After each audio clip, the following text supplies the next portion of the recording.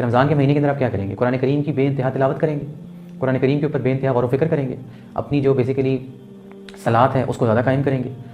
فرائض کے ساتھ جو ہے وہ نوافل کی ادائیگی کریں گے۔ پھر اس کے بعد اگر آپ دیکھیں تو لوگ جو ہیں وہ اس کے اندر بے انتہا نوافل پڑھتے ہیں، اللہ سبحانہ و تعالیٰ کا ذکر کرتے ہیں، اللہ سبحانہ و تعالیٰ کا جو ہے وہ نام بلند کرتے ہیں، تراویحوں کی جو ہے وہ محافل ہوتی ہیں بے انتہا، اللہ تعالیٰ کا قرآن جو ہے وہ زیادہ پڑھا جاتا ہے، اللہ سبحانہ و تعالیٰ کی جو رحمت ہے وہ بھی جو ہے وہ آپ دیکھیں تو پورے اپنے آب و تاب پہ ہوتی ہے۔ اور ایسی اس کے اندر اگر آپ دیکھیں تو حدیث ہے کہ کتنے جو جہنمیوں کو چھٹکارا حاصل ہوتا ہے، قبروں کے اوپر سے جو ہے وہ عذابوں کو اٹھا لیا جاتا ہے۔ پھر اس کے بعد یہ ہے کہ جو ہے شیطان ہے اس کو باندھ دیا جاتا ہے، اور ملائکہ جو ہیں وہ اپنی اللہ سبحانہ و تعالیٰ کی رحمتیں جو ہیں ان کو بکھیرنا شروع کر دیتے ہیں۔ اور پھر اس کے بعد یہ ہے کہ